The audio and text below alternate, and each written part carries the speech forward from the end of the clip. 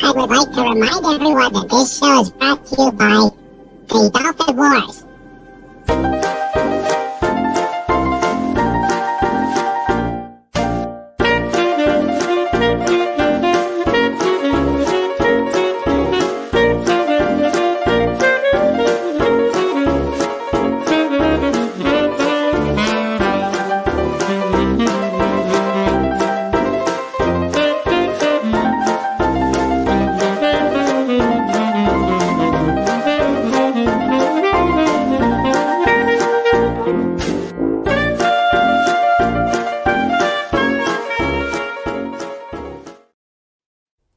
Good evening, everybody, and welcome to King Dolphin Television. I am Raymond, author of the Dolphin Wars book series and ruler of the best pod in YouTube. Well, tonight starts Radio King Dolphin TV month. We will be having different readings and different programs from our guests, and we will have... How's that? Is that okay, Legatus? Had to raise my microphone. But yes, we will be having readings from stories, and hope you enjoy them. Tonight will be the premiere of Pudgy Storytime, and this will star Cobalt and Pudgy. Hello, Cobalt, and hello, Pudgy. Hello, Mr. Raymond. Hello, Pudgy. Yay! Pudgy can't wait for story time. Yeah, and say hello to our chat, Pudgy. Hello, chat. Yep, and hello, Cobalt. Hello. Thank you very much for having us on today. Oh, looking forward to it. As we put in show notes, we will be doing Pudgy Story Time every other week this month. So this week, 2 weeks from now, and then 2 weeks from then. So people are going to have a fun time listening. How we're going to do this is they'll do the readings, and then if people want to ask questions or make statements with Cobalt and Pudgy afterwards, we will accommodate you. But before we get going, as always, if you guys like what we're doing here at the pod, if you love the interviews, if you love the fun, please like and subscribe. Also, and I always ask this, if you know anyone I should interview, please send me their names so I can reach out to them. So, let us welcome who is here right now. And we'll do a quick welcome with everybody here right now. And then I will hold off so as not to interrupt Cobalt and Pudgy. I will do welcomes at the end of their reading. So, who all is here?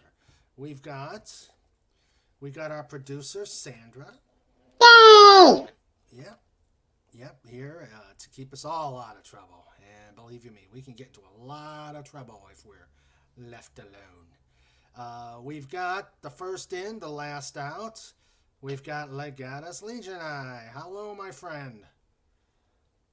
And then we've got the most favoritist bear of all.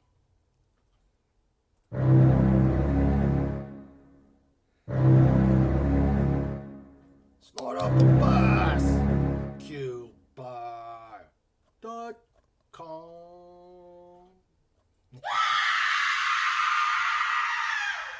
You know, this is cool doing it on having the music on a Wednesday.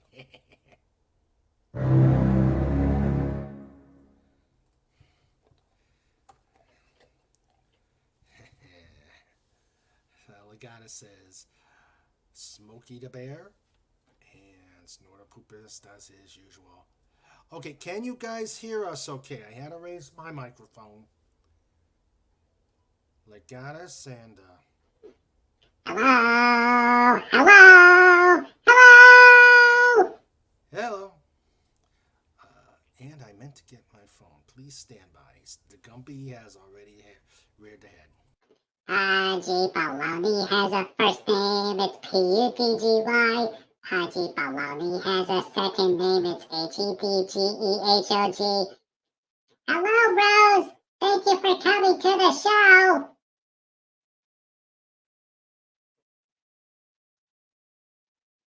And hello, Snort, and hello, Legatus, and hello, Sandra, and hello, Stream Elements.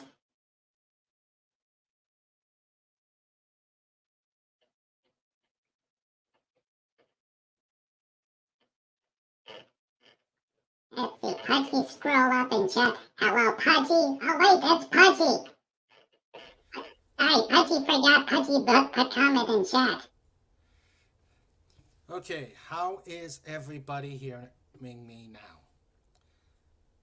You sound better. Sound better? Yep. Okay, let me just had to get a new setup here.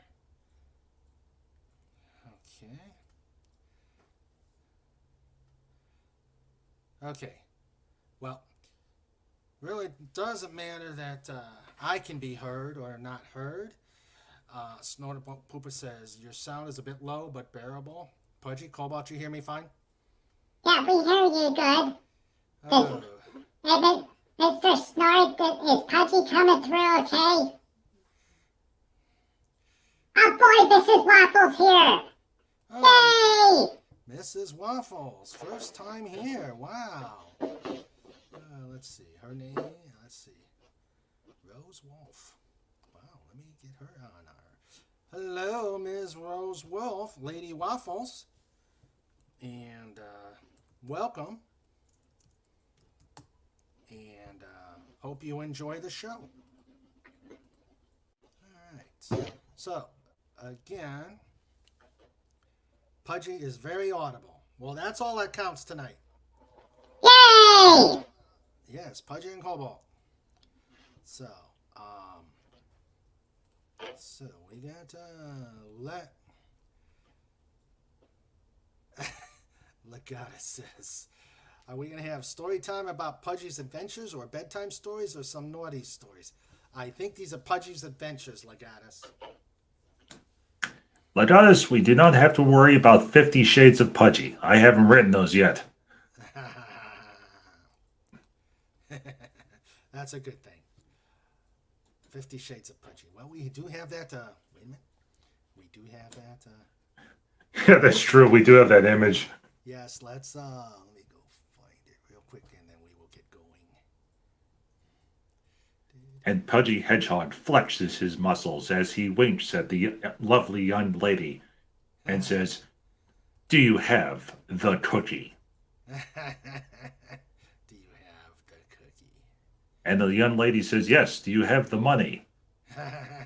And then that's when we find out that it's not a love story. Pudgy went to the bakery. Oh dear, okay. Movie posters, yes, there it is. Okay. So, to get us all in the right mindset, direct from Fet for Hire.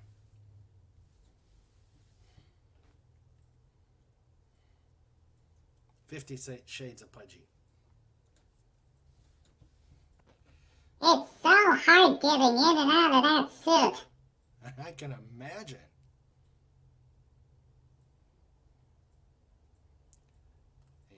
Snort's working on his autobiography, 50 Shades of White. Oh my goodness. Hey, you know what the funny part is? There really are 50 Shades of White. That's true. That's true. Anyone that knows the Pantone color chart knows what I'm talking about. Okay.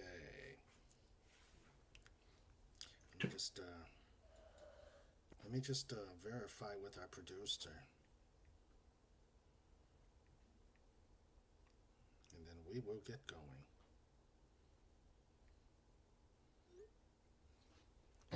Okay. So, without further ado, let start the reading. Have at it, guys.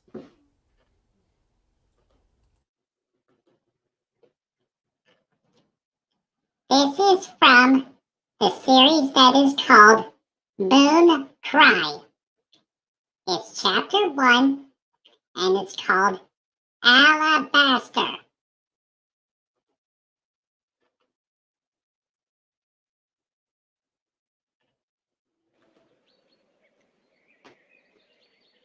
Spring had finally returned to the forest, and the trees were starting to bloom. Green shoots were spreading, the grass was waking up, and the birds had returned from their winter migration to the south. It had been a month since Pudgy Hedgehog, that's Pudgy, had returned from his adventure to Europe and back. Day by day, he recovered from his injuries. The little critter had almost completely healed, with most of his quills regrown. The funny discoloration throughout his fur had disappeared, and he was back to a normal dark brown fur color. The scars would never go away completely, but were not noticeable unless one paid close attention to him. The mental anguish within the hedgehog would never completely go away, though. While he saved the day and put the ghosts to peace when they were released, Pudgy had a form of post-traumatic stress disorder. He would have nightmares of demons flying around the prison camp, as well as repeated attacks by the Kaiser and his minions. The nightmares were decreasing in frequency, which made sleeping throughout the night more of a reality. Pudgy's woodland friends would stop by to visit every day to check on the hedgehog. It was a return to normalcy and the peacefulness of the forest which helped him continue his recovery. Pudgy's home was safe during the adventure, though it took some work to get it back to a livable condition. Pudgy's home was warm, dry, and full of love. The barricades were removed and the door bars were put away. The windows were open, which let in a warm spring breeze inside. The little hedgehog was baking loaves of bread in his wood stove. The delicious smell was filling the home and drifting outside of the windows. A silver nose appeared in the window and sniffed. Then Argent's brown eyes peeked inside.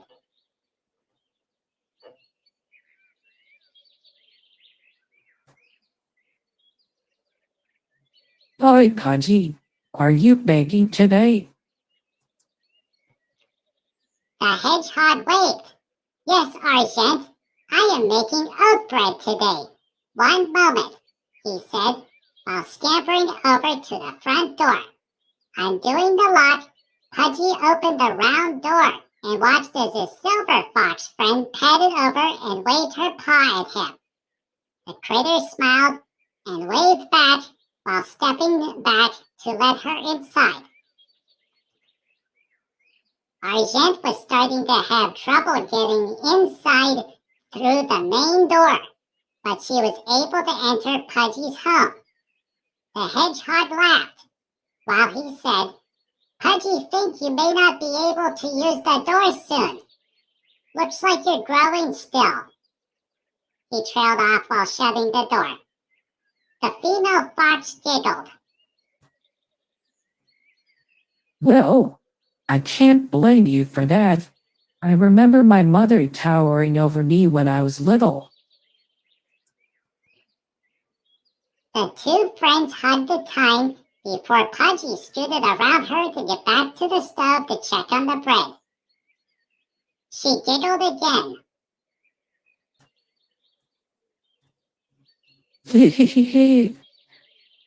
So I was chatting with the great fluffy bunnies. They were all abuzz about some new catapult they had made. They think they can even reach Cobalt's house now. which drew more giggles from the fox. Pudgy laughed and bounced happily. That would help getting to Cobalt's house a lot, so I hope they can do it. The bread was starting to brown quicker on the top, so the hedgehog got out a dish towel and opened the firebox. He pulled out the loaves of bread and set them on the counter next to the sink. Turning back to the stove, Pudgy secured the doors and closed the safety latches. While the hedgehog turned back to the bread, the critter saw his fox friend sniffing towards the one loaf. Pudgy says, "Hey now, it just came out. We have to let the bread cool. We can make shaky butter now." To the fox's amazement, somehow Cobalt had helped Pudgy install a cold box for storing food. It was a lunchbox cooler, which with some creative wiring was able to be adapted to the power banks of the hedgehog's home. He couldn't keep ice cream, but it did allow Cobalt to bring over milk for his little friend. Pudgy said, "I still can't believe Uh-oh. Sorry. No, keep going, Pudgy. Oh.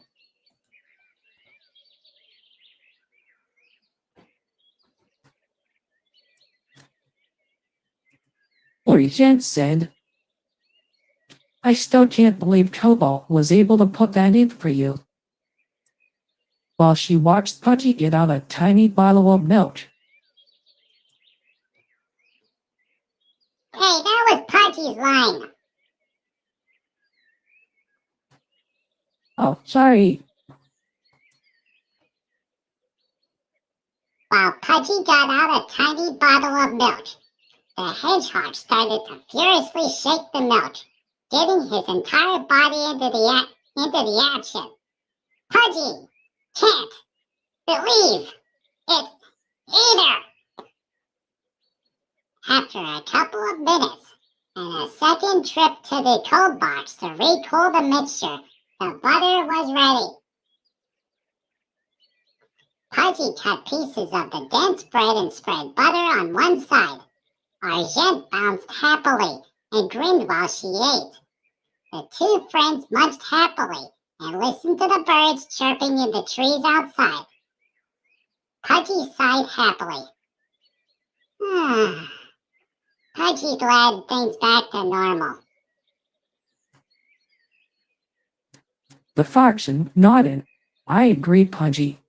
You came back from this last one, but I'm afraid that you may not come back again. I will be very sad, along with everybody else." The hedgehog nodded. Pudgy knows. And Pudgy agreed. No more adventures. Pudgy is staying put here in the forest.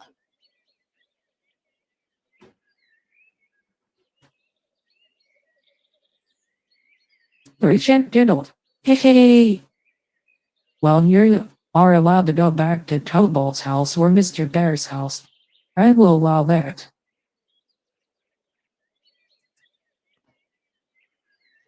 The fox said as she curled her tail around her body. The hedgehog puts his paws on his hips. Pudgy says forest includes both their homes, so Pudgy has loophole to Argent restriction. Ha ha! The two friends laughed happily for a long time until the hedgehog stood to put the shaky butter back into the cold box. Argent could see the long scar running through his back quills, which made her frown. The woodland critters had seen how injured Pudgy was when he returned. To the bunny's dismay, Pudgy had not told anyone what happened exactly. Argent was not pressuring him for details, but Cobalt told her it was bad. He would tell her when he was ready, and that was acceptable to the fox.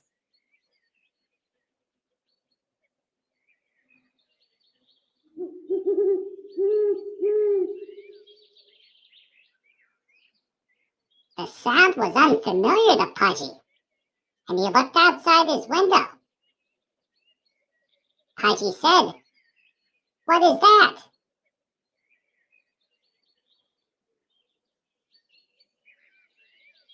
Argent's ears picked up.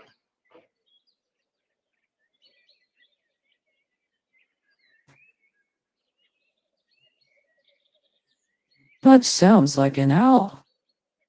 I wonder why it called out now. It's still daytime. They're only out during the night.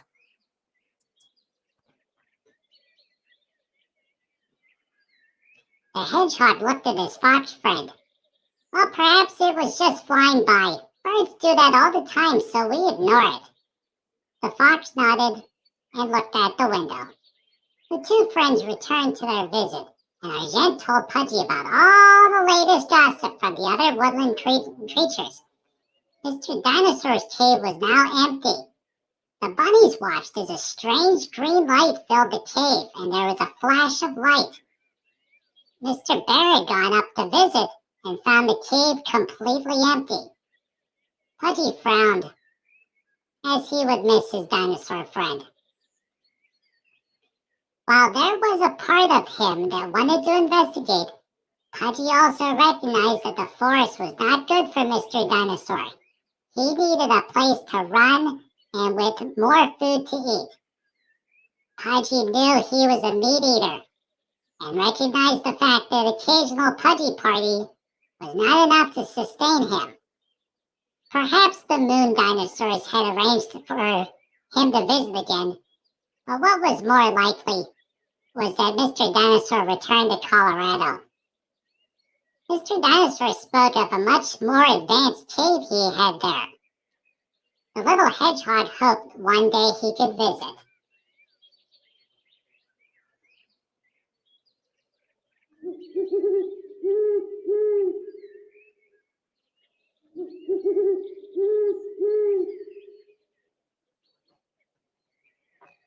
The owl's call was starting to sound sad. Pudgy looked out the window and tried to listen. He could hear Argent's breathing behind him.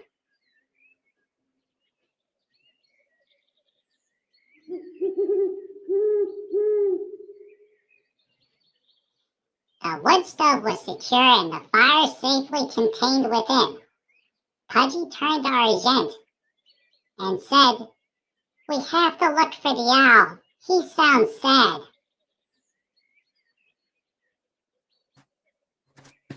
The fox shook her head and said, "Not by yourself. I'm going with you.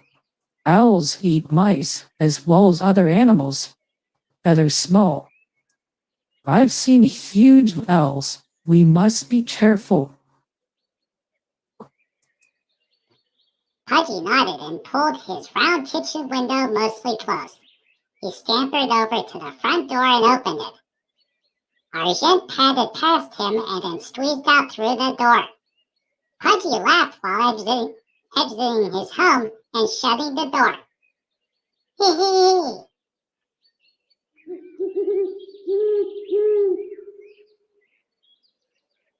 The owl's cries could be heard in the direction of the bunny's warren, so Pudgy and Argent scampered past the underground home and its smoking chimney pipe.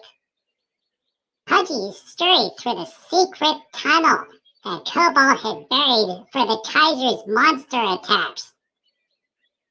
In actuality, it was a long stretch of black plastic pipe used for a French drain, but to the critters, it was a secret tunnel. The shortcut cut off 5 minutes of travel around the side of the hill. Soon the two friends had emerged from the tunnel and passed Argent's little cottage. The bunnies and the mice were scared of the owl, so they peeked out their little doorways. Argent was padding quicker ahead of Pudgy and continued up the hill. Huge oak trees were starting to leaf out everywhere, and Pudgy couldn't believe it. He rarely was this far up the hill behind his home and watched as the forest became dense with trees. The hedgehog also recognized many traps, including coyotes. They were becoming more of a presence in the woods, but generally stayed away from his area due to the activity.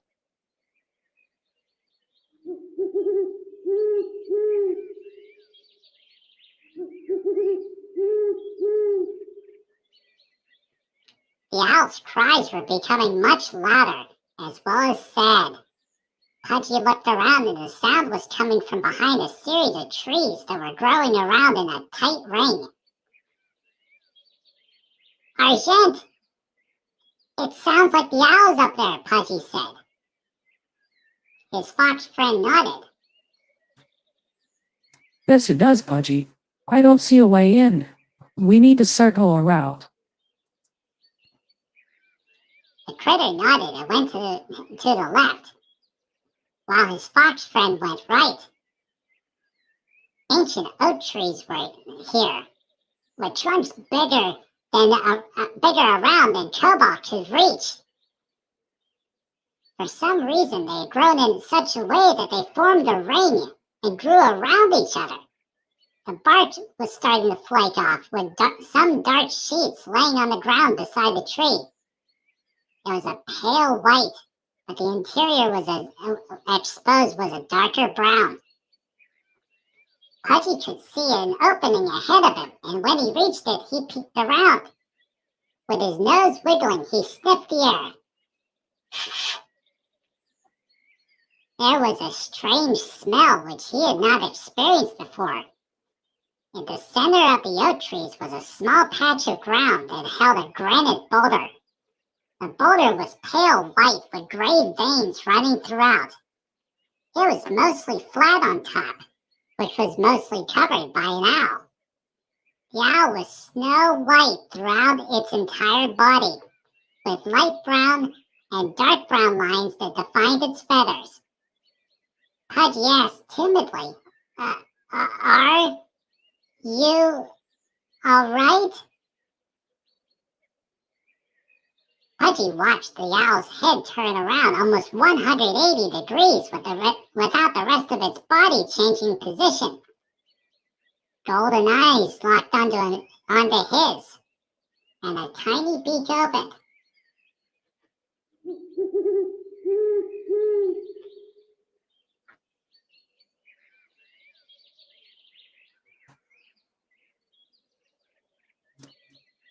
The gent scampered on the opposite side of the opening and peeked around as well.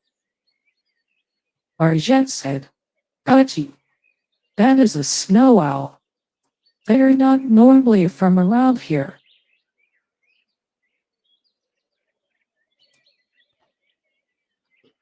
The hedgehog nodded and started to enter the ring. As he approached the boulder, he waved his paw at the owl and said, My name is Pudgy, and this is Argent. We live nearby. Are you injured?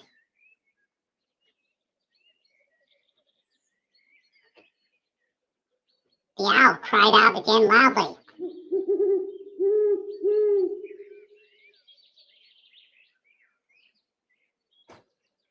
Argent's brown eyes gave the owls a stern look. I know you can understand us, so don't hoot at me, mister. Pudgy turned to face his fox friend and said, Argent, maybe this is a little owl and he doesn't know how to talk yet. Pudgy remembered it took a while before Pudgy could talk. The owl looked at the two animals in front of it and turned its head. It started to stand up and walk on its talons towards Pudgy. The hedgehog started to see what was wrong, as one of its wings was bent in a weird angle. The owl could not fly. What did you just say, four-eyed Pudgy? Are you hungry? Yeah, a little bit. everybody. Okay, you two, let's get back on track.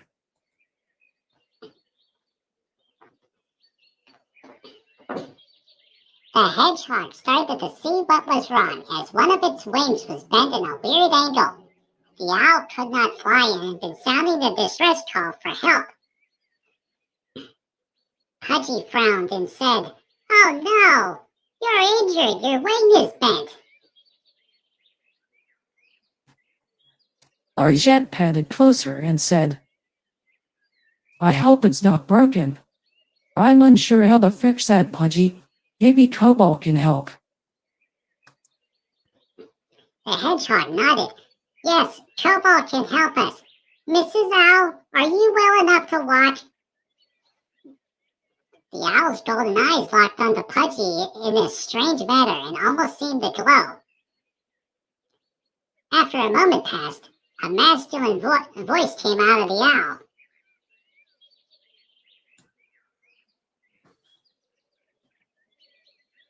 I am not a female. Pudgy nodded. "Oh, good. You can talk. Pudgy, sorry. Never saw an owl before, so Pudgy could not tell. What is your name?" The owl nodded its head while it spoke. Alabaster. And yes, I can walk. My wing hurts, and I cannot fly.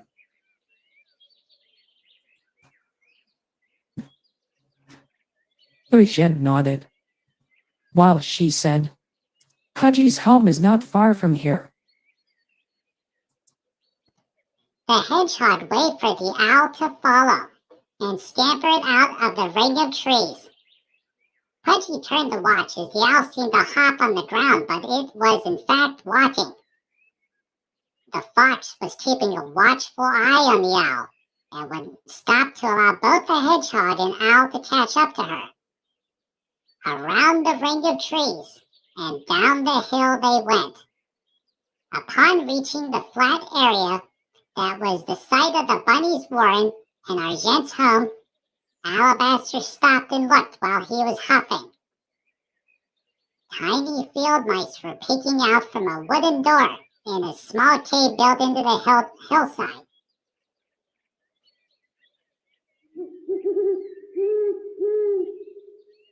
The field mice ducked back inside and shut the door. Pudgy stopped by and looked sternly at the owl and said, "Stop that!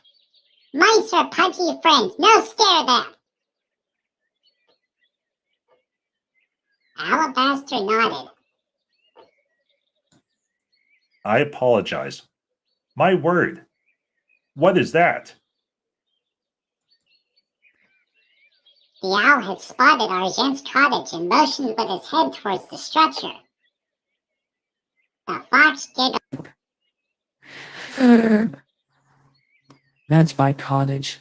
Cobalt the human built it for me after I returned to the forest of Pudgy. The owl hissed. Human! Their kind cannot be trusted. I will not be helped by such a filthy land-destroying creature. Pudgy turned towards the owl and placed a paw on his side. The white feathers were so soft, but the touch immediately calmed Alabaster down, while Pudgy said, "Cobalt is a nice human, but Pudgy understands. Pudgy will still help if you let Pudgy help." The owl nodded, and soon the trio were scampering around the forest once again. The secret tunnel could not be used as the owl was too injured to use it. Upon approaching the large round bifold doors of the big room in Pudgy's home, the owl's eyes went wide. They had to stop again for Alabaster to recover. The owl was used to flight and was not used to walking. This is your home? Alabaster asked in amazement. Soon they had entered through the round main door. and the owl was inside Pudgy's wonderful underground home. Golden oak wood covered the walls and ceilings, and it was so nice and toasty inside, which was a problem for the owl, as it was not acclimated to warm places. Pudgy scampered up to pour a large mug of water for the owl from his sink. The hedgehog scurried back and placed the water mug on the ground, while he said, "Pudgy needs to check with Cobalt on what to do." The owl narrowed its eyes when the human was mentioned again, but watched as the hedgehog scooted off to a large glowing thing on the wall. Alabaster dipped his beak into the water and drank, but noticed that Argent was watching him. What is it, Fox?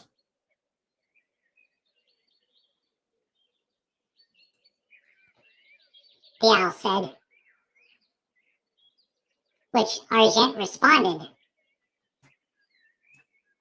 Nothing, Alabaster. I'm just wondering why you're here. Snow Owl's trees far to the west of here past the tall mountain. The owl shot her a look and said with a tone, "You speak of my home as if you know where it is." Silver Fox nodded. I do, she said. My mother raised me close to there. So again I wonder, why are you here, Alabaster? The owl became indignant while he said, "I don't have to respond, nor do I have to explain my actions to a ground walker."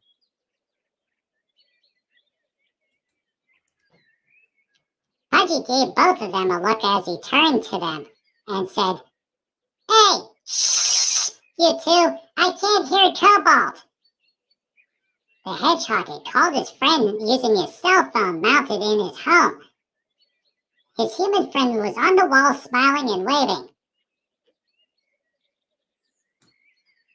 Hi, Pudgy. Okay, how to help owls. Let's see what the computer says. You said the wing is bent at a weird angle? Pudgy nodded while he said, "Yes, and it hurts Alabaster." The owl looked at the hedgehog.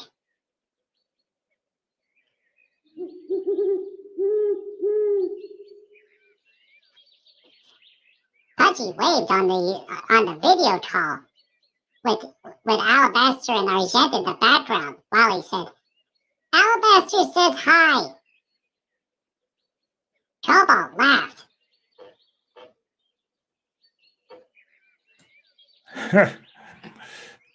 Well, hello, Alabaster. Welcome to the forest. Okay, I found a veterinarian site on the internet. It says the wing might be broken, but it can be mended. I can get some things and come over, Pudgy. Pudgy shook his head while he said, "Pudgy thinks best to help Alabaster Pudgy self. Owl doesn't trust humans." The man nodded while he spoke. Oh, I see. Okay, I understand. Okay, Pudgy, here's what you need to do. As Cobalt narrated in the background, Pudgy started to help to fix the owl's wing, with Argent helping to hold Alabaster in place. In a quick motion, he was able to snap the wing back into place.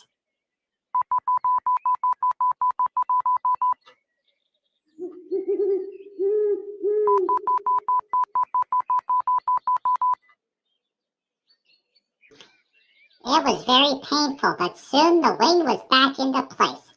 Thankfully, Pudgy still had a roll of gauze from when Cobalt helped bandage himself up. So with wood sticks from the fire hopper, the wing was splinted into place. The man ended the call when the operation was over, and the home soon grew quiet once again. Argent looked at Alabaster. Okay. No moving that wing for now. The hedgehog looked up at the owl while he said, "Okay, Pudgy will make tea now, and we can visit some more." The little critter went back to his sink and washed his paws under the cool water. He filled up the kettle and placed it on the still hot stove. Opening the firebox, he tossed in a few more pieces of wood to get the fire going back to full strength. And soon the water was bubbling in the silver kettle. Pudgy turned to smile at his visitor while he said, "Do you like strong or weak tea?" Pudgy turned around to check his container of tea leaves. The owl looked at him with golden eyes. I don't know what tea is. Bridget nodded while she spoke. Better make it weak, Pudgy. I want to be able to sleep tonight. The hedgehog nodded and started to add only a few leaves to the kettle. The curious owl watched as his host prepared the beverage. Pudgy allowed time for the tea to steep within the kettle before pouring out the steaming beverage into a large mug for Argent. He carried it over and set the mug down on a hedgehog-sized table next to where his friend was sitting. She wiggled her ears happily while she said, Thank you, Pudgy.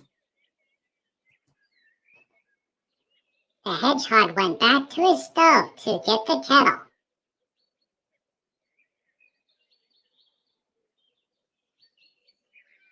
He poured another cup, carried it over, and set it down on the ground.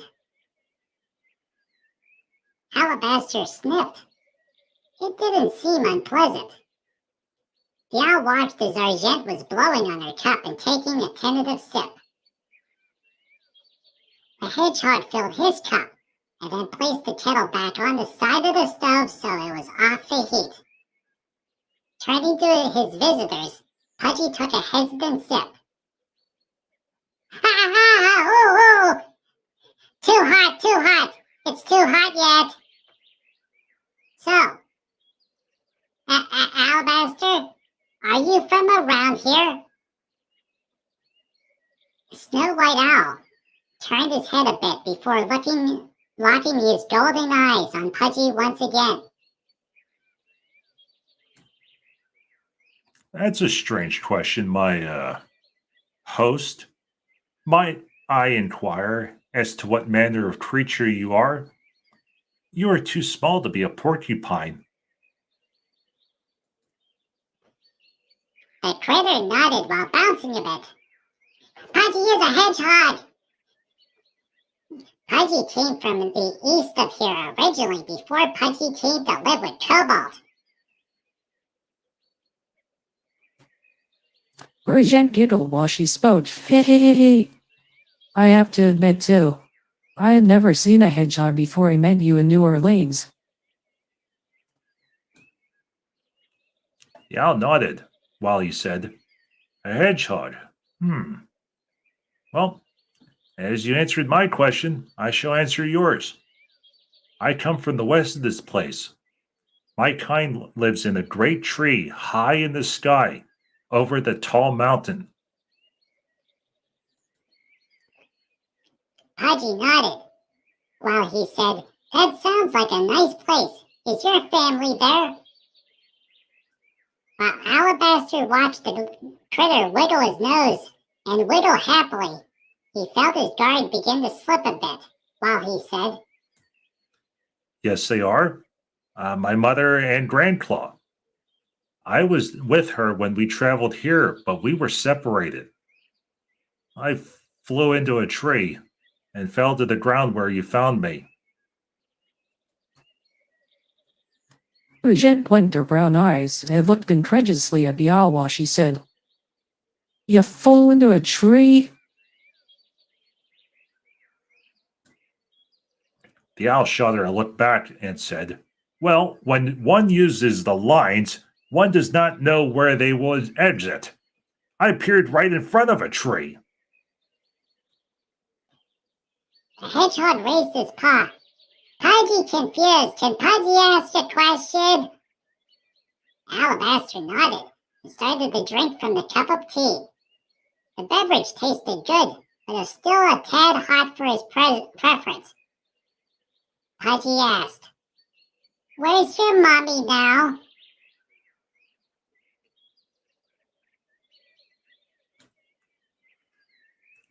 Alabaster nodded. Time was of the essence, so she most likely has flown on ahead. Grandclaw sent her on a mission, and I wanted to tag along, but I fell behind, so I was left. Bridget nodded. Oh, that sounds about right. And she said, my mother did the same thing to me when I wanted to come along. And then things went wrong. Pudgy scampered over to hug Argent, who was starting to look sad. The owl looked at the two strangely, but realized what the hug meant. Alabaster's tone softened a bit. I'm sorry, Argent. Silver Fox nodded while she said, it's all right. I made my peace a long time ago. Plus, Pudgy helped me work through some pain as well, so I should apologize to you as well for my tone.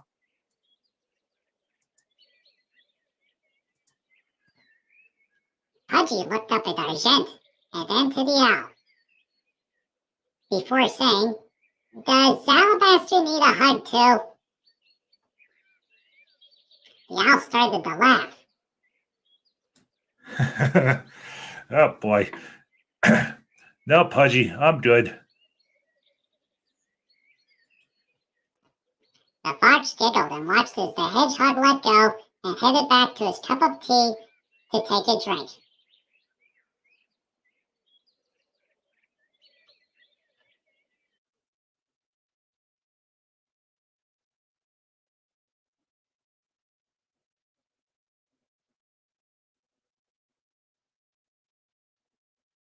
The home grew quiet as the sounds of the birds chirping echoed in the forest in front of his home.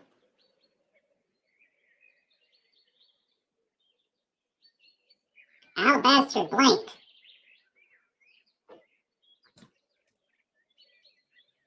Those cardinals are such gossip mongers. Pudgy nodded while he said, "Yes, they are, but they know everything going on in the forest." Pudgy found out that the deer are pondering on a new area to bed down next year, as the forest is becoming too busy. Argent giggled. Hey! But no wonder, Pudgy, with all of your adventures. The owl cocked his head to the side at an angle, and then leaned down to take another drink from the mug, while he said, Adventures, you say? Pudgy nodded and began to tell a much abbreviated version of his adventures. When the time was appropriate, he would add details, especially when the owl started to look confused. The travel to the land deep underground, and the golden helmet-clad human master. To the next adventure, where he went to the moon with the dinosaurs in their fortress. Adventures with ghosts to the south and the east. Battles with shadowy monsters all over the world Pudgy had gone. He mentioned Cobalt the human a lot, which both angered and confused the owl. It was when Pudgy went to Mount Rainier. That is what drew the owl's full attention. Alabaster halted the story immediately while he said, Wait one moment. You went to my homeland? Did you see a big tree? The hedgehog during this time had made a second pot of tea and was sipping a cup of water. Nodding, he said, "Yes, Pudgy saw a big tree and it looked like there was an owl in it. Pudgy couldn't stop by. Pudgy had to save Angeliki from the Kaiser in the mine.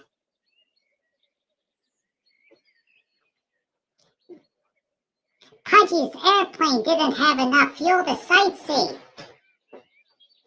he said. Argent the Silver Fox turned and looked at Alabaster. Did you happen to see a plane flying by? The owl nodded, while he said, "Yes, my mother went to investigate, but returned back saying we were not to follow the plane. She said a porcupine was flying it. Well, it turns out it looks like it was a hedgehog." Pudgy continued the story and explained what the evil Kaiser wanted to do. There was a font of dark and evil magic he wanted to activate, which Angeliki was required to do. The owl blinked in disbelief as Pudgy was able to save her and escape from the mountain. He took a sip from his almost empty cup and said,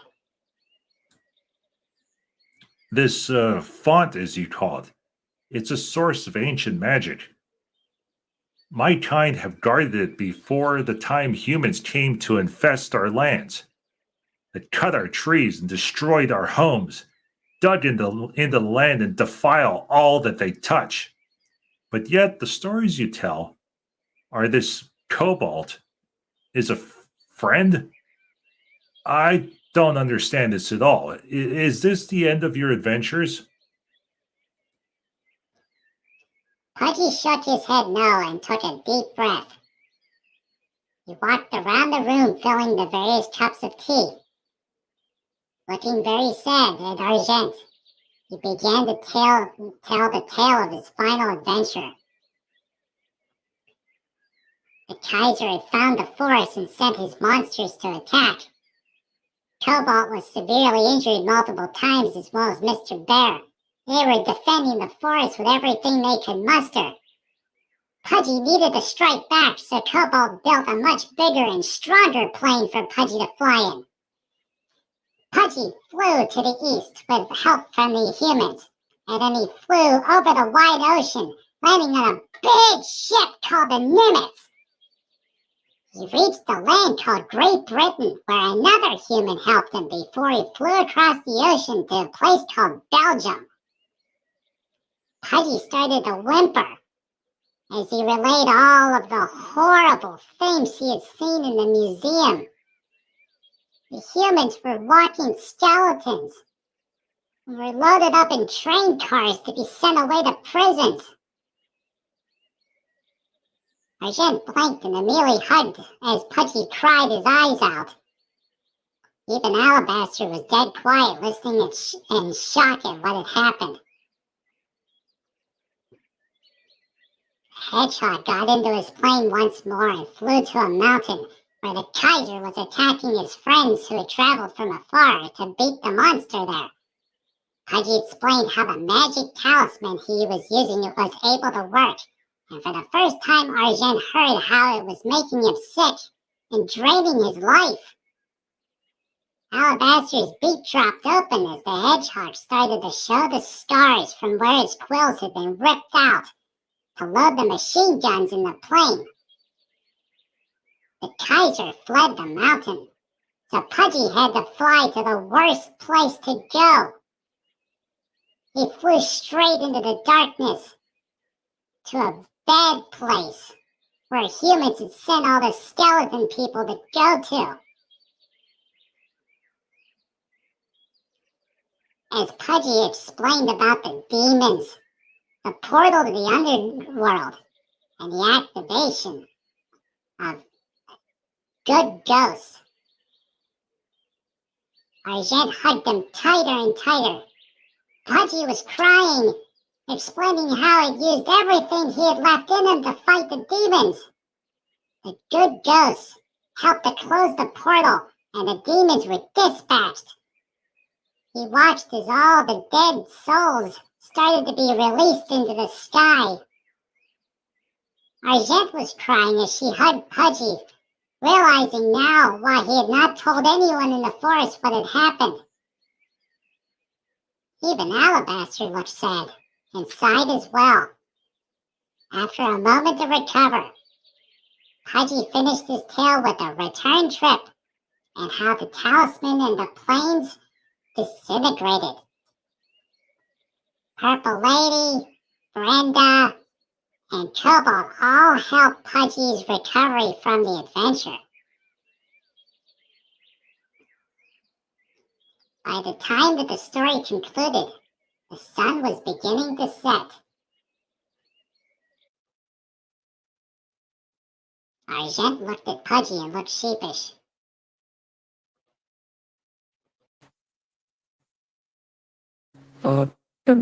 Pudgy, do you happen to have any more of that bread from earlier?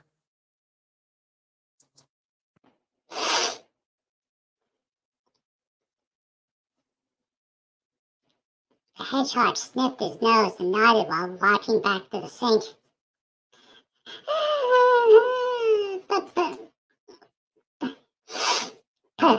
Pudgy, hungry too. But please stay for his supper too, Alabaster. The owl stayed silent but nodded. The incredible story he had been told by his hedgehog host, and the hospitality offered, proved that this was not a normal forest. He must report this to his Grandclaw, but with a busted wing, he was in no condition to fly. The owl would stay and listen and decide what was the next course of action to do. He watched the hedgehog cut slices of bread and cover them with a white mixture. Walking slowly through the home, the owl reached the kitchen table and saw there was even a slice of bread laid out for him. Pudgy and Argent were happily munching on their pieces. Alabaster sniffed and then took a peek, then a peck from the bread. There was a strange consistency, but it did not taste unpleasant. But he realized quickly that this was not suited for owls, and he said, Pudgy, may I inquire if you were to have perhaps something else? Perhaps a bit of meat? Argent was about to say something as she was looking at the owl. But quickly the hedgehog scampered over to his cold box and got out a couple pepperoni slices that were wrapped in wax paper. They had been cut in such a way that Pudgy could eat them, so it was already suitable for the owl. Pudgy brought them over and set out the slices. This is called pepperoni. Cobalt gave Pudgy some. Pudgy was going to make bread with it. It is so salty, so Pudgy is always thirsty after eating it, the little hedgehog said. The owl sniffed again and then started to munch on the tiny slices. The owl's bread did not go to waste, as the part he had touched was cut off and tossed into the firebox. Argent ate part of it and Pudgy ate the remainder. As Pudgy had advised, the salt really hit, and the owl started to drink from his cup. The owl said, My word, that tasted good, but is so salty. No wonder the humans seem to swell up. Alabaster said with a nod. Argent giggled. Hey. Well, that and all the wonderful pastries they make too. What does Cobalt say is, a donut belly? Pudgy chuckled. Hee hee. Yes, it's fun to bounce on Cobalt's belly. But Pudgy do love their cookies, the hedgehog said while he bounced happily. The trio talked long into the evening, while Pudgy cleaned up. The tea was drunk, and water began to be served instead. Eventually it became dark outside as the sun had set. Alabaster looked outside through the tiny round windows and sighed. He felt Pudgy touching his chest, and the owl looked down at the hedgehog. Pudgy said, "Would you like to stay here at least until you're well, Alabaster?" Argent giggled, and curled up in a spot next to the kitchen. She was starting to cover herself with a blanket. The owl looked sheepish, and he said, I don't want to impose on your hospitality. I should go. Pudgy hugged him gently and said, "No, please stay. Pudgy want to hear more stories about the owls. When you're better, you can go." Alabaster nodded. Okay, I accept your invitation to stay, Pudgy. Pudgy bounced happily and then prepped his home for nighttime. The firebox was reloaded with fuel, and the doors and windows were secure. Snow owls were used to a much colder climate, so the hedgehog had taken measures to ensure all of his guests were comfortable. He scampered into his bedroom and climbed into bed. Getting under all the covers, he called out, "Good night, Argent! Good night, Alabaster!" The fox and the owl responded in kind and settled in for the evening. The home became very quiet, save for the errant crackle of fire within the wood stove. Hours passed until Alabaster woke up to the sound of whimpering. He turned his head and seeing the hedgehog was flailing about in his bed. His host was having a terrible nightmare and his little legs were running. Argent looked at the owl and whimpered, while she whispered, Every night this happens. But the nightmares are becoming less each day. When he first came here, I stayed with him. It used to be much worse. The female fox looked sad while she spoke and placed her head back on her paws. The owl nodded, but didn't say anything. When the story he was told, he could only imagine how much worse it was for the hedgehog. Eventually the whimpering stopped and the critter settled back down.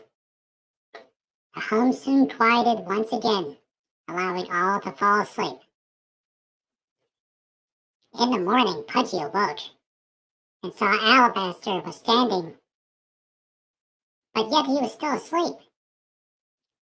He had nestled in the trees just like the birds did, and was a round mess of white feathers.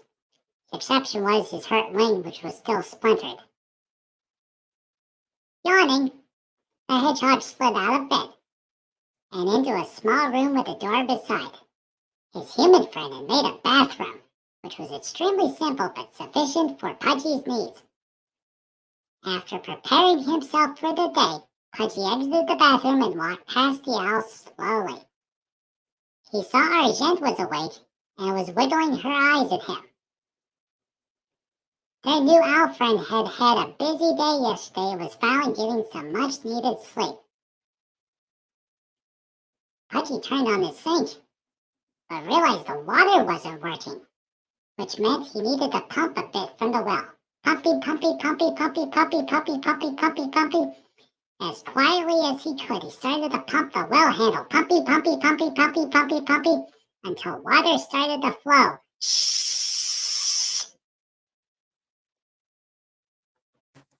Pudgy, I don't think you need to tell everyone that you have to go pumpy to pump the well.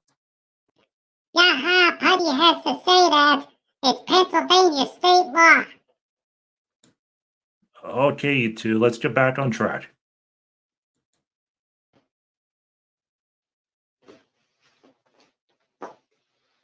As quietly as he could, he started to pump the well handle until the water started to flow once more. He filled a cup of water for himself and then for Argent, and took the cup over to his fox friend. As the two sipped their drink, they watched Alabaster sleep. Owls were nocturnal, which means they sleep during the day and are awake during the night. But the mission that the owl spoke of yesterday meant that he had flown with his mother somewhere. The hedgehog wondered if they lived near Mount Rainier, which was far to the west. How did they make it all the way out here to Pennsylvania? There was also talk of a lion and appearing before a tree as well. Pudgy had so many questions, and the owl had all the answers. Jen giggled while whispering, "Hey, but Pudgy, can you let me outside?" Pudgy knew exactly what she meant and scampered slowly to his front door. Opening the door slowly, he watched as Argent padded past silently. He placed a kiss on his forehead, squeezed out through the front door. A nice cool breeze blew in from outside, which made his house smell good. As the hedgehog stood in the doorway watching his fox friend duck into a bush, he heard a small hoot behind him.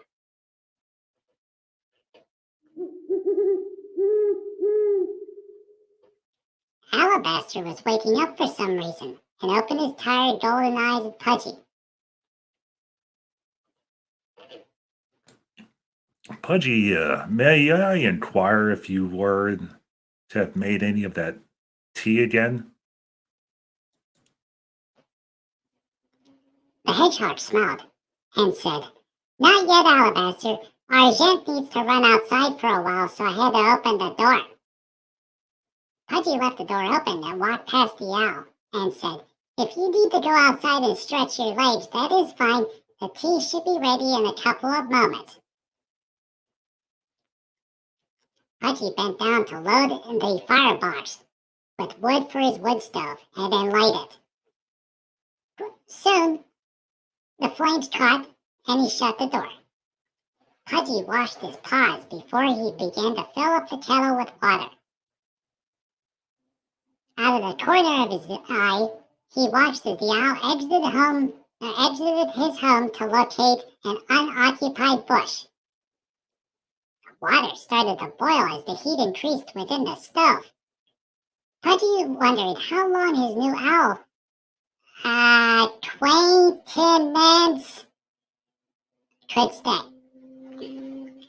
Along with, what else do owls eat, since his supply of meat was extremely limited? The critter knew his friend Cobalt could help, but the owl became upset each time the man was mentioned. So this was going to require an act of subtlety to sneak the food in without the owl noticing. It was during this time, as the hedgehog was pondering, when he saw his human friend walking through the forest with a wagon of supplies being pulled behind him. Pudgy looked in the cell phone hanging on the wall, and it was Sunday, which meant Cobalt was coming over. Pudgy said, "Uh-oh," as he mumbled and contemplated what might happen next. The human had stopped by the water wheel and was busy oiling the motor and chain assembly. After a quick inspection, the man stood up and walked across the creek. In a matter of minutes, he reached the underground home and knelt by the kitchen window. Hi, Pudgy. How are you? The hedgehog opened his window. "Hi, Cobalt!" Pudgy wondered what was going to happen next. Would the owl hide? Would the owl attack? Or would he accept the human? Time would tell. And the hedgehog wiggled his nose while he bounced happily. Bouncy, bouncy, bouncy, bouncy, bouncy, bouncy.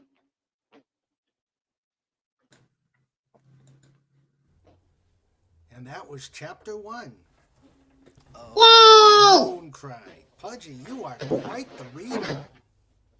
Thank you, Mr. Raymond. Okay, chat that, and thank you, Cobalt, and thank you, Alabaster. Thank you, Argent, for reading. I hope the chat liked that. If they Snortpoopus, yes, Snortpoopus claps his paws. Snortpoopus liked it. And Legatus Legion Eyes says, so this is a Sandy bedtime story after, well, yeah. A lot of tea drinking, Pudgy. I bet you guys were bouncing. Oh, yeah. Bouncy, bouncy, bouncy, bouncy, bouncy, bouncy. Oh, Pudgy, are you doing your Cobalt imitation? Yes, Pudgy pushed the bouncy button, and sometimes when Pudgy pushed the bouncy button, it sounds like Cobalt. So, bouncy, bouncy, bouncy, bouncy, bouncy, bouncy.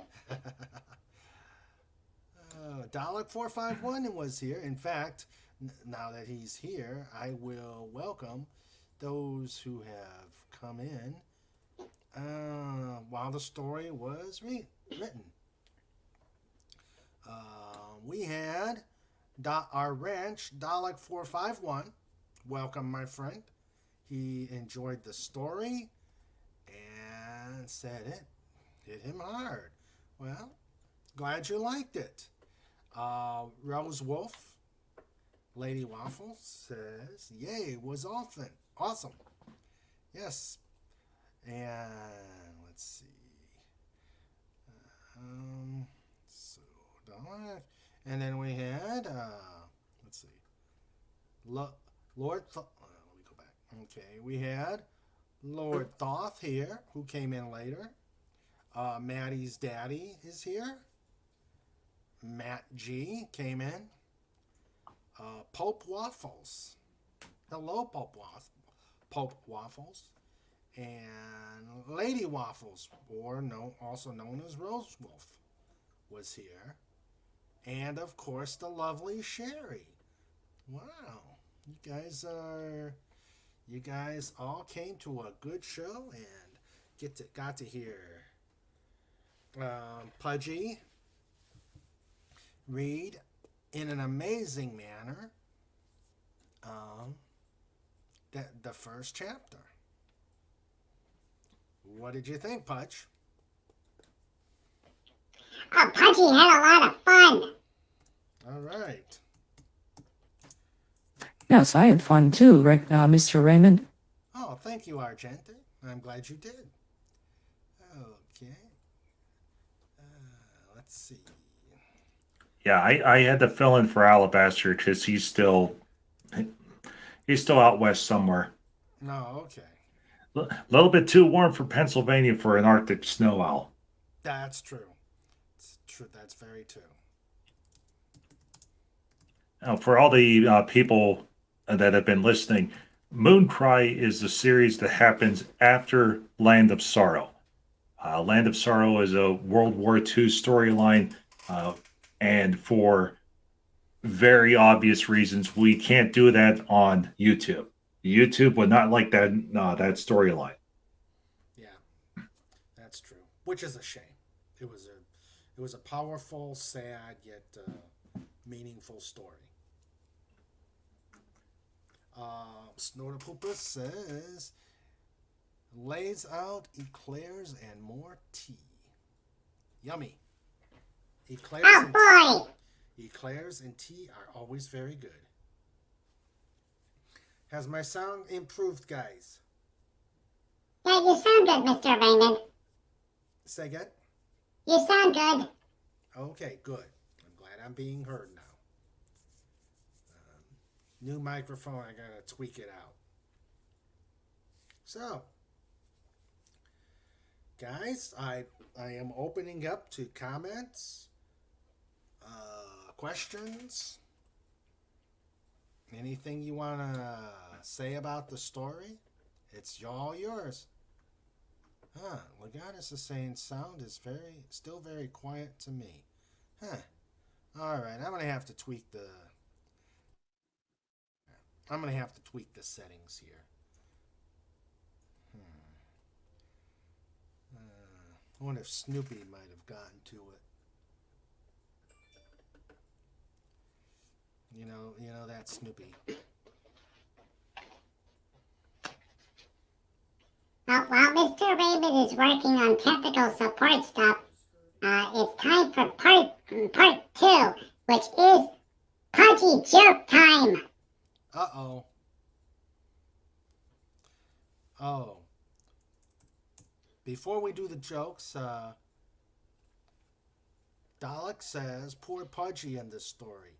For a story about a cute little hedgehog, that's not what I expected at all. Is it always this sad? Well, the adventures can be quite hard, right, Pudgy? Yeah. But you are a resilient little hedgehog. Yeah, with all of the stories that that I've written so far, there are lots of silly moments within the stories, and then there's also some more difficult moments. Uh, I did work on one prequel, which is actually series 18. That's Hunted. That actually is technically part of Land of Sorrow, but I wrote it afterwards. It goes into Pudgy's grandparents as they were chased by certain officers from a country who starts with G. And the Moon Cry is the start where I made a break from everything that happened before it. So that it turns into the storyline where it's primarily animals. Okay. Okay, so lessening the heavy stuff.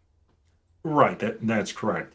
Now, obviously, there are Blood Fang is another hard storyline, but it's not as bad as Land of Sorrow. Yeah. Not to be confused with Blood Feud. Blood Feud is Mr. Raymond's book. Blood Fang is when the wolves attack. Yeah. Let's see. Georgia, Gummyland. Okay, where did we get into Georgia, Gummyland? I said the country whose name starts with G. Okay. And then Legatus. Yeah, the one that's to the right of France. Yeah, that's true. Yes. But of course, Snort says it's not always easy when you leave you burrow. Okay. And of course, Sandra posted Pudgy Adventures. Go to Pudgy Adventures site to see all his adventures. Yay! Yes. Yeah, 18 completed series. Working on number 19, which is called War Cry. I'm got a slight case of writer's block again, but I am still working on it. The biggest problem that I have is I go to Pudgy and I say, "What happened?" And then Pudgy says, What do you mean? and I'm like, "You got to tell me what happens during the story." Can we go get donuts? No, we can't get donuts. It's Lent. Well, you're allowed donuts. I'm not allowed donuts. If I get you donuts, will you tell me what happened? Maybe. Whoa. Okay, no donuts then. Hard negotiations. Mrs. Waffles would get Pudgy donuts. Yeah, that's true. Mrs. Waffles would get Pudgy donuts, but actually, first she gets Pope donuts, then she gets Pudgy donuts. It's Texas state law. And then how do you get them to Pudgy from Texas? Well, there's birdie mail, but see, the big problem is that it used to be easier to fly from Texas to Pennsylvania, but now there's an ocean in between, and Missouri turned into an island. So that's the stop, the layover.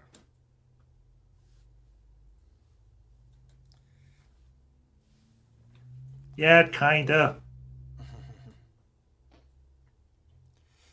Although typically when Pudgy was on the sailing ship, we had to go past a big island that was just outside of the Allegheny Sea, and then you have to follow the currents, and then you sail to the island of Missouri, and then over the eastern part of where Texas used to be. And then you go up the big river and goes between the deserts and the land of the cactuses. Okay. Snorter Poopus says, Lent, can somebody lend me a box of donuts? And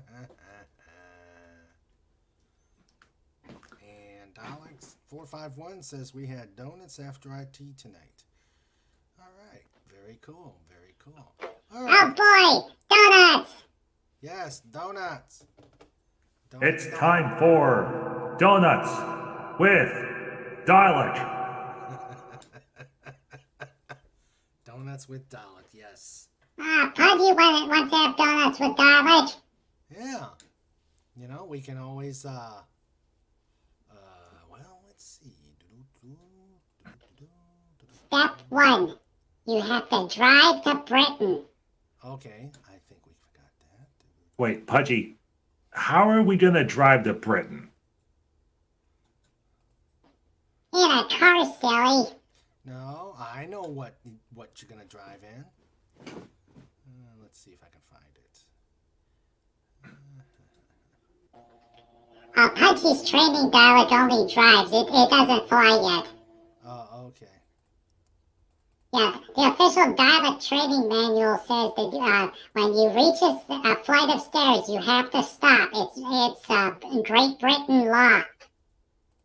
Although typically that's the weird part because I thought the Dalek Empire was supposed to conquer all.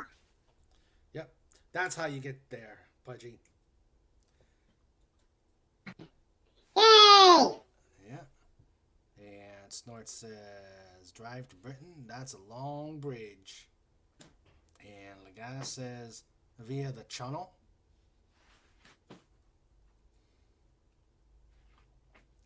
They didn't have the channel when I was in Europe. Sigh. Well, the original way was what, a ferry? Yeah.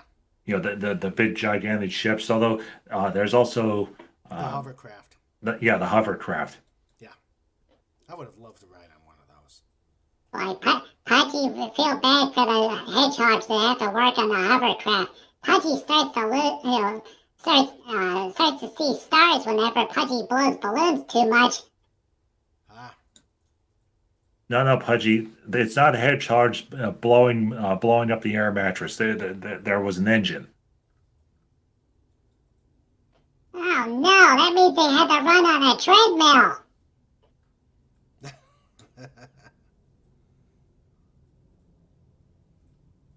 All right.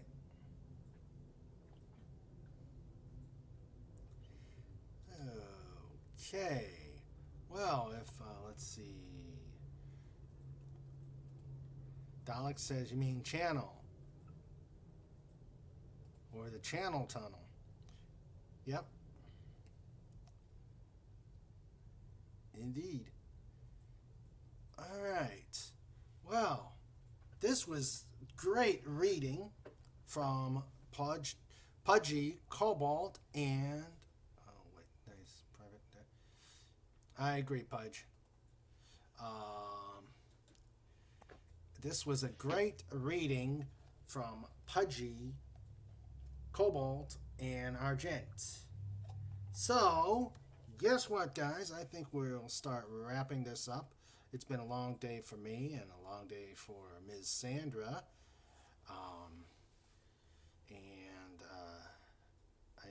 We really need to wrap this up. So, you know what time it is.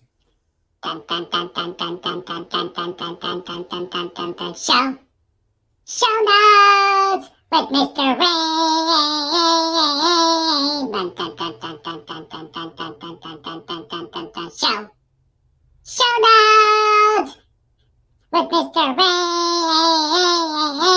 and Sandra. Dun, dun, dun, dun, dun, dun, dun, dun, dun. Oh, wow. That sounds like a new show note bumper.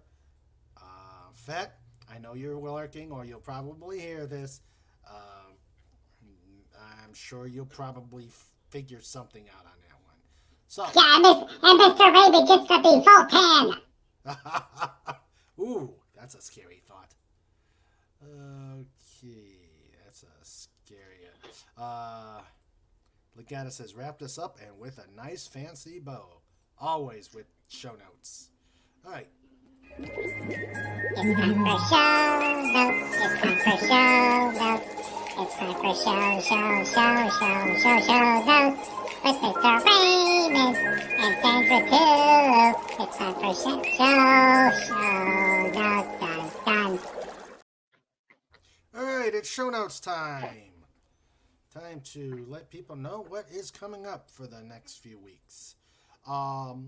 There will not be a Just Cause on March 4th, and I am highly debating whether maybe just doing a 2-hour Just Cause or Surfside Chat, depending on what time we get home from our away mission.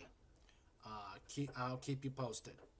On the 8th, we will do the next segment of King Dolphin TV Radio, or Radio King Dolphin TV. It will be Anti-Derivative Jill and myself reading the next installment of All's Fair. It's going to be good. We've been rehearsing very hard, and it seems to be sounding really, really good. On the 11th, we have wrestling. Wrestling will be our theme.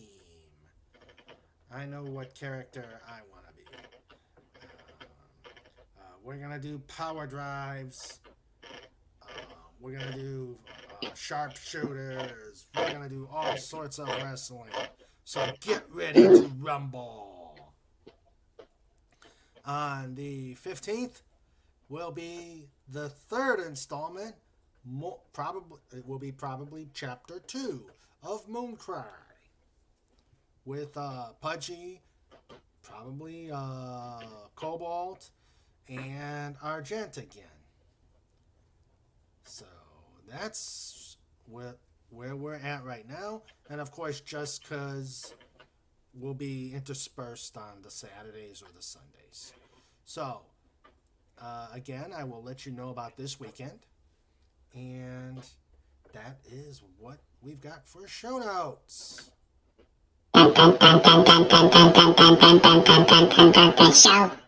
Show notes. Pudgy buying time for Mr. Raymond to push the button. Dun, dun, dun, dun, dun, dun, dun, dun, dun, dun, dun, dun, dun, dun.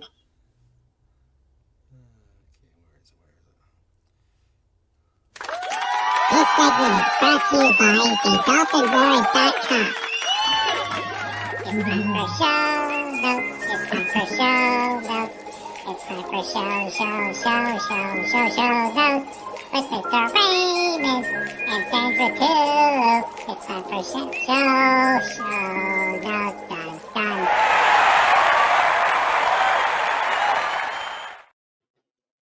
Done. Dot. All right, so let us say goodnight to the chat. Again, Cobalt and Pudgy, thank you very much. This was so much fun. Yes, it was. Thank you very much, Mr. Raymond. You are most welcome. Yes, Right. thank you, Raymond. You're so welcome, Cobalt. I am glad you guys are great sports. I'm glad you guys were able to take this time to do it. All right, so the chat, or our amazing wrench team, we had our producer Sandra, keeping things copacetic. We had Dalek 451. We had John Rendo pop in. Our first in, last out, Legatus Legionai. And of course, you know him, you love him, you're afraid of him because he may eat you.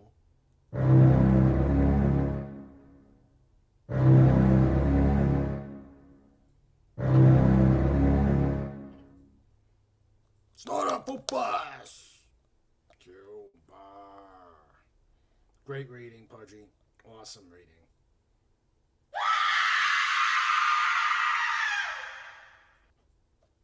.com.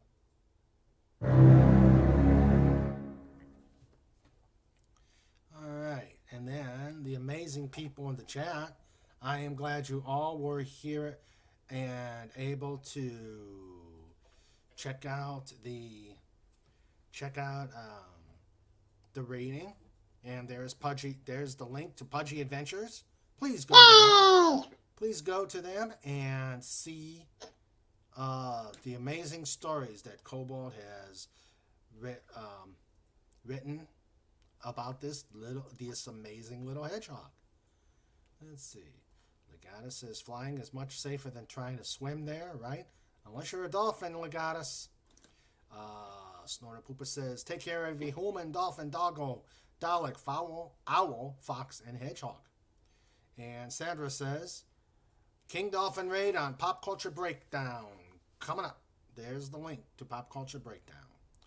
Okay, so let me say goodnight to the lovely people in the chat who came to be wowed by this amazing reading of Pudgy Adventures. We had Lord Thoth. Thank you, sir. We had Maddie's daddy. Say hello to the little one for us. We had, and Pudgy sends hedgehog hugs to Maddie. Huggy. We had Matt G. Hello, Matt G. Glad you can make it. We had Pope Waffles.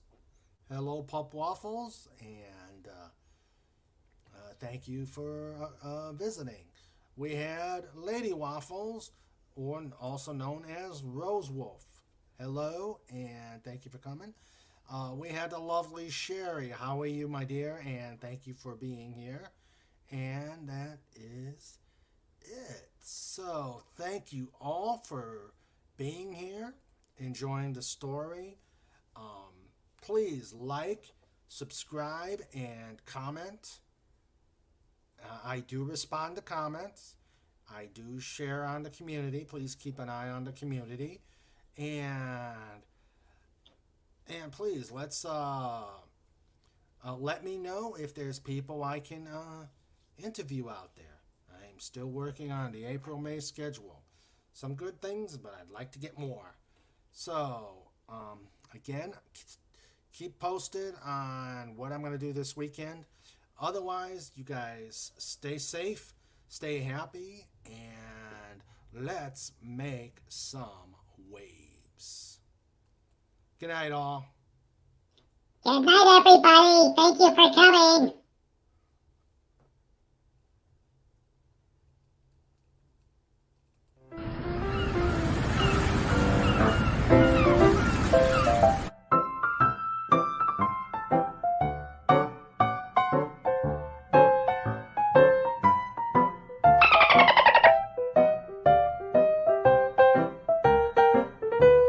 This segment is brought to you by the DolphinWars.com.